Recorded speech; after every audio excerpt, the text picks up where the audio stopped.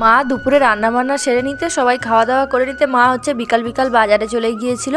বাবা বাড়িতে ছিল, কিন্তু বাবা মামার বাড়িতে একটু কাজ করছিল বলে মা বাজারে গিয়েছিল। তো মা কি কি বাজার করে এনেছে আমি সেগুলো আর কি বার করে এখানে গুছিয়ে নিচ্ছিলাম। আর মাকে বলেছিলাম যে আসার সময় একটু মাংস নিয়ে আসবে, আমি বাড়িতে পকোড়া বানাবো। তো এখানে মা সলিড মাংস নিয়ে এসছে, সেগুলোকে এখন আমি কেটে নেব।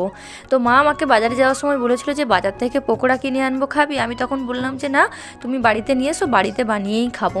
তো তাই জন্য এখানটায় আমি মাংসটা ভালো করে পিস পিস করে কেটে নিচ্ছি। কেটে নিয়ে আর কি যা যা দরকার পকোড়া তৈরি করার জন্য সমস্ত কিছু এতে দিয়ে দিয়েছি। মাংসটা ভালো করে ধুয়ে নিয়ে আর সমস্ত মশলাও এখানে পেস্ট করে রেখে দিয়েছিলাম, সেগুলোকে এখন একসাথে দিয়ে দিচ্ছি।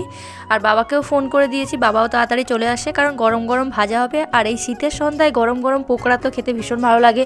আর পকোড়া এমনিতে ঠান্ডা হয়ে গেলে খেতে ভালো লাগে না। তো তাই সবাই বসে আছে খাবে বলে তাই আমি তাড়াতাড়ি করে এখানটায় আর কি ম্যারিনেশনটা করে নিচ্ছিলাম। তো হাতে বালা পড়া ছিল বলে অসুবিধা হচ্ছিল, তাই হাতের বালাটা খুলে বাম হাতে পরে নিয়ে তারপরে ভালো করে আর কি মেখে নিচ্ছি।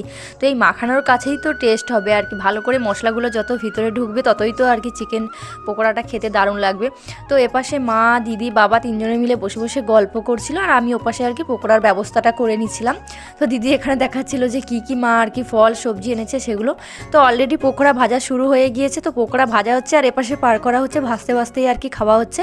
আর আমি যেহেতু ম্যারিনেশন করেছিলাম তাই আমি ছেড়ে ছেড়ে দিচ্ছিলাম, আর দিদি এদিকে ভেজে নিচ্ছিল পকোড়াগুলো।